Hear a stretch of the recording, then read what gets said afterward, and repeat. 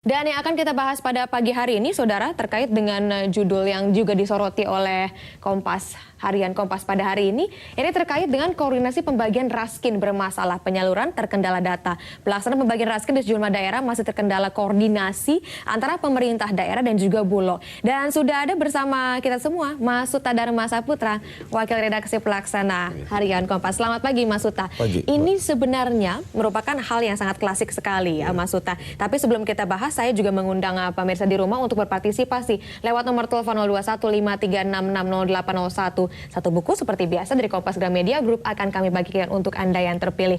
Langsung saja nih Mas Suta, tentang pendistribusian raskin ya yang selalu menjadi sorotan. Biasanya pendistribusian ini tidak tepat sasaran. Lalu ini ada hal lain yang dibahas dalam harian Kompas terkait dengan letak dari gudang berasnya sendiri.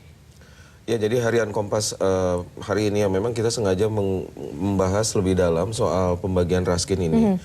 Karena kita tahu kan sebetulnya belum lama ini gejolak harga beras sudah sedemikian tinggi ya.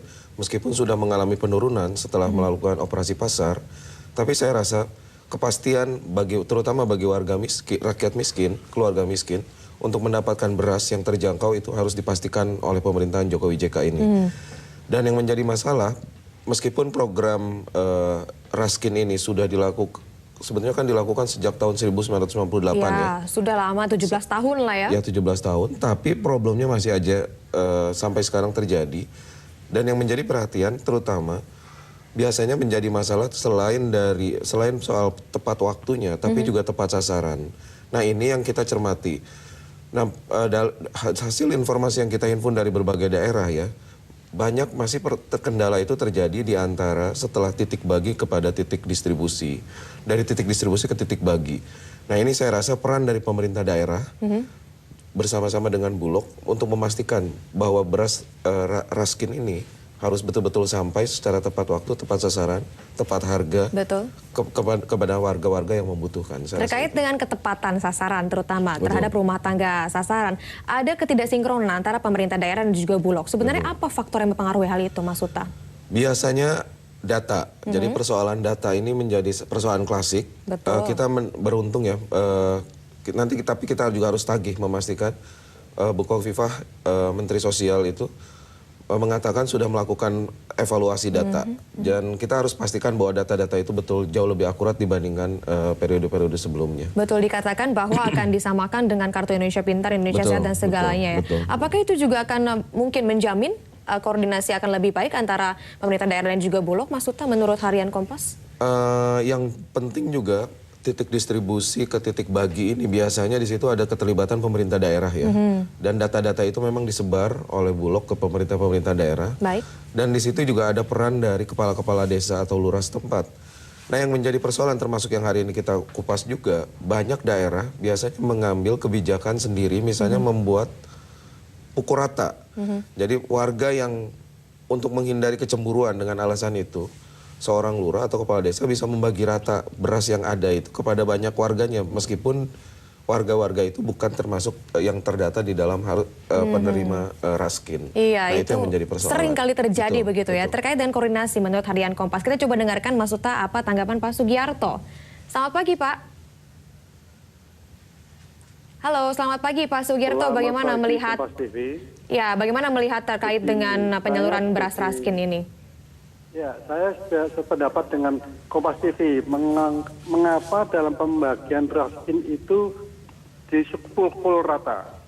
Karena setelah saya tahu dari lapangan, saya sebagai orang LSM, ya, juga seorang wartawan, tapi memantau di daerah-daerah yang daerah kami saja lah, dari satu RT aja, itu pembagiannya sudah tidak benar. Apalagi dulu itu satu keluarga itu dapat 10 kilo ya. Sekarang itu hanya berapa 2,5 kilo.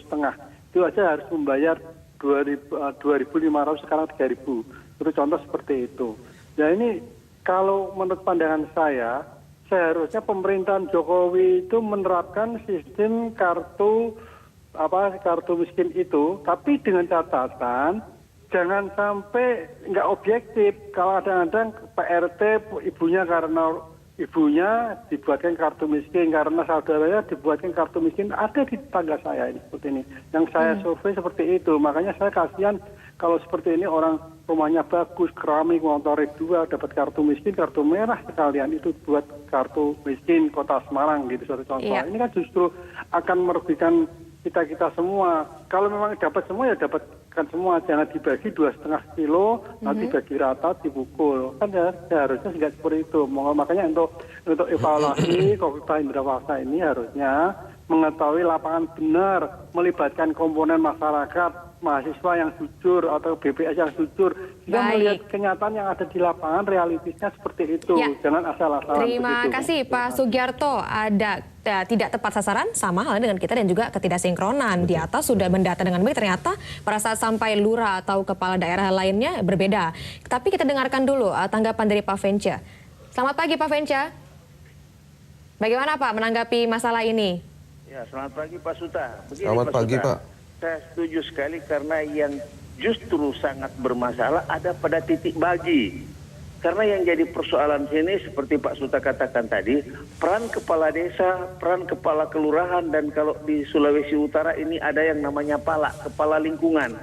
Itu yang paling banyak bermasalah terhadap pembagian raskin ini. Ya, seperti tadi kawan tadi sudah katakan, kadang-kadang data yang ada di daftar yang sudah ada itu diganti dengan keluarganya si kepala lingkungan, diganti dengan keluarganya kepala desa dan kepala kelurahan. Nah, ini yang jadi persoalan sehingga keadilannya ini tidak ada. Itu yang jadi bermasalah. Sementara juga begini Pak Suta, saya kebetulan pemerhati sosial kemasyarakatan. Kenapa raskin itu banyak yang sudah tidak bisa digunakan lagi? Sudah mulai ada yang membusuk dan lain sebagainya. Nah, di Dolok itu dia juga menyimpan barang atau beras yang diperuntukkan untuk Kementerian Sosial. Di mana kalau ada terjadi bencana dan lain sebagainya itu disimpan di sana. Nah, pemerintah menjadi kaku bahwa beras ini dibagikan ketika ada bencana.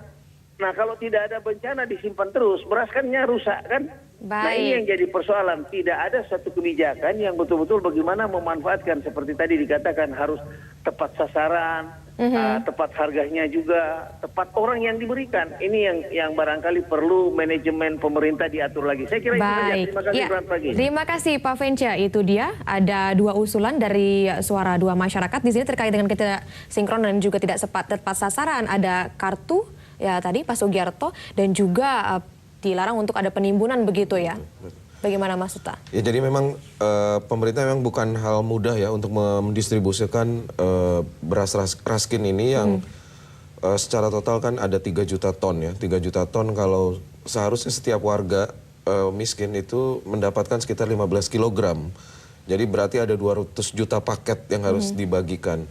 Nah, saya rasa peran dari pemerintah pusat, kemudian Bulog, pemerintah daerah, dan termasuk juga warga untuk mengawasi ini, saya rasa menjadi penting. Dan saya rasa saatnya juga pemerintah mungkin membuat sistem informasi yang memastikan pengawasan itu bisa juga dilakukan oleh masyarakat ya. Kita sadar betul bahwa raskin ini kan sebenarnya program perlindungan sosial dalam bidang pangan untuk warga miskin. Jangan sampai program yang baik ini justru disalahgunakan oleh pihak-pihak yang tidak berkepentingan. Nah, saya rasa di situ perlunya kontrol dan saya rasa tidak cukup hanya pemerintah, masyarakat pun harus mengawasi program ini dengan jauh lebih ketat. Baik, karena ini sampai ke ya sudah dari pemerintah harus dikoordinasikan di bawah begitu untuk masalah penyalurannya, Mas Suta. Iya. Namun terlepas dari masalah koordinasi ini, Mas Suta, Harian Kompas juga memunculkan data yang menunjukkan bahwa beberapa tahun terakhir meskipun anggarannya tidak jauh berbeda, seperti dalam 3 tahun terakhir ada 15,53 triliun begitu ya Mas Suta, tapi rumah tangga sasarannya meningkat. Apa yang sebenarnya ingin disimpulkan oleh Harian Kompas? Ya kita lihat berarti sebetulnya dengan anggaran yang relatif sama ya, berarti capaian program ini kan sebenarnya jauh lebih baik ya. Betul. Nah memang sekarang ini ada pendapat bahwa beras ini diganti menjadi uang. Nah banyak juga pakar meminta pemerintah untuk mengevaluasi rencana tersebut karena kalau uang ini diberikan langsung kepada masyarakat yang membutuhkan bukan dalam bentuk beras, dikhawatirkan justru malah uang itu digunakan untuk kepentingan yang lain. Saya rasa data ini bisa menunjukkan bahwa sudah ada perbaikan dan tinggal mungkin dievaluasi menjadi jauh lebih baik lagi sehingga betul-betul keluarga sasarannya dari sisi jumlah maupun sasarannya betul-betul tepat, bukan kepada warga yang tidak membutuhkan. Baik, sebenarnya kalau untuk teorinya saja sudah cukup membaik begitu ya Mas Huta, tapi prakteknya saja yang belum sampai saat ini. Kita coba dengarkan tanggapan Pak Rizky di Mojokerto. Selamat pagi, Kompas. Memang pagi, Pak. apa yang kita lihat sekarang ini secara keadilan belum sampai merata. Oleh karena itu, pemerintah pusat, pemerintah daerah, kota, dan sampai desa, ini harus mendata ulang. Ini kunci. Karena apa? Dulu sudah rame-ramenya didata ulang, kenyataannya data itu masih tetap. Sehingga terjadilah masalah terus. Oleh karena itu, dari Badan Pengawas atau BPS, ini betul-betul menyentuh sampai akar rumput, yaitu sampai di RT atau di dusun. Dengan demikian, data itu akan valid. Siapa yang harus mendata?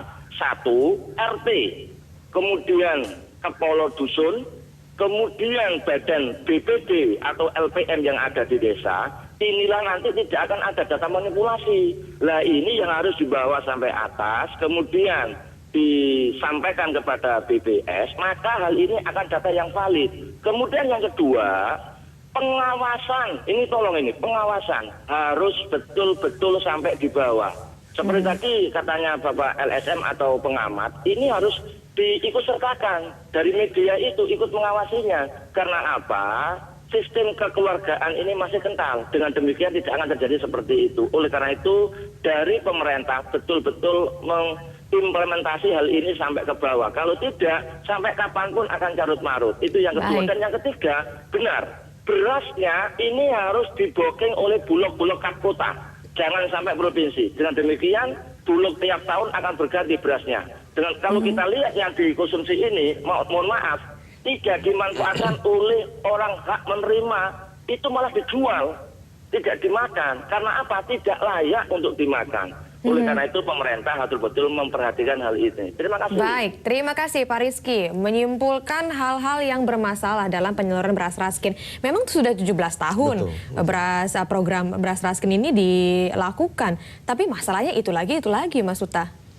Jadi memang ya kelemahan dari bangsa ini ya, persoalan pendataan, kemudian koordinasi, nah ini menjadi persoalan. Dan yang kita perhatikan juga memang saat ini kan sebetulnya gudang-gudang itu juga sangat jauh dari titik lokasi ya dan titik baginya, sehingga distribusi dari distribusi ke titik bagi ini menjadi persoalan yang serius. Nah saya rasa memang pengawalannya tidak mudah karena perjalanan ada yang sampai 1 hari dan yang lain-lain, sehingga di situ saya rasa perlu ada sistem yang jauh lebih rapi sehingga masyarakat yang membutuhkan itu betul-betul mendapatkan beras raskin ini. Sistem yang lebih rapi dari mulai pendataan hingga penempatan dari gudang itu sendiri ya, Mas Dan Huta? data-data yang ada di pemerintah provinsi maupun kabupaten kota soal data-data penerima raskin ini, saya rasa sudah saatnya juga untuk dibuka oleh ke publik ya, terutama kepada pihak-pihak yang berkepentingan untuk bisa mengawasi juga baik civil society maupun lembaga-lembaga terkait. Baik, wah itu dia ya. Banyak hal tentunya PR untuk pemerintah, tidak hanya pemerintah pusat namun daerah, termasuk juga yang sudah diungkapkan oleh Ibu Menteri ya, Ibu Hovifah. Ada data-data yang harus disesuaikan dengan kartu Jakarta Pintar dan juga Jakarta Sehat begitu ya. Indonesia Sehat dan juga Indonesia Pintar. Oke, maksud tadi sudah ada beberapa penelpon. Sudah ada Pak Rizky tadi terakhir di Mojokerto, kemudian pertama ada Pak Sugiarto, kemudian Pak Vence.